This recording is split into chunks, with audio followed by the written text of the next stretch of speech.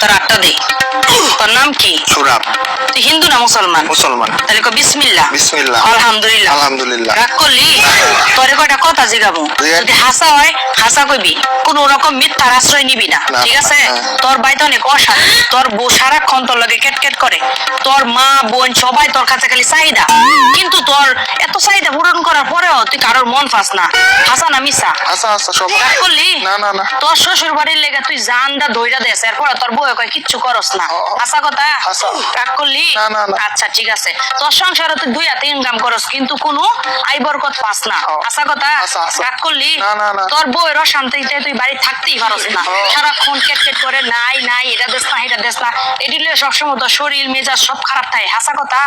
রাগ করলি? না না না। আচ্ছা ঠিক আছে, শুন, আমি তোর একটা গাছের শিকড় দিতেছি, তুই যদি এই শিকড়টা নিয়ে হাইরা তোর বাড়ি সে নিচে রাখস, তোর বউ ঠিক হয়ে যাবে, সংসারে খালি উন্নতি আর উন্নতি। তুই রাখতে পারবি?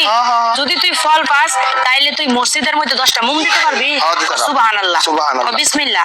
রাগ করলি? না না না। এর বিনিময়ে আমি তোর কাছ থেকে কোনো কিছু নিব না, কিন্তু আজকে দুপুরে খাওয়ার লাগে আমি তোর কাছে 100 টাকা চাইতে চামু, তুই দিবি?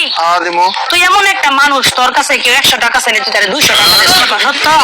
তুই সবার বিপদে যাস, কেউ তোর বিপদে এনে কথা হাসা? হাসা। আচ্ছা ঠিক আছে, তাইলে লো, এই যে এটা হাতের মধ্যে পুরো তোর ফল পাইলে মসজিদে টাকাটা দিয়ে দিবি, আমি এটার বিনিময়ে তোর কাছে কিছু চাবো, কিন্তু আমি আমার বাচ্চা নিয়ে খাওয়ার মতো একবেলা টাকা চাবো, তুই আমার 100 টাকা দিতে পারবি?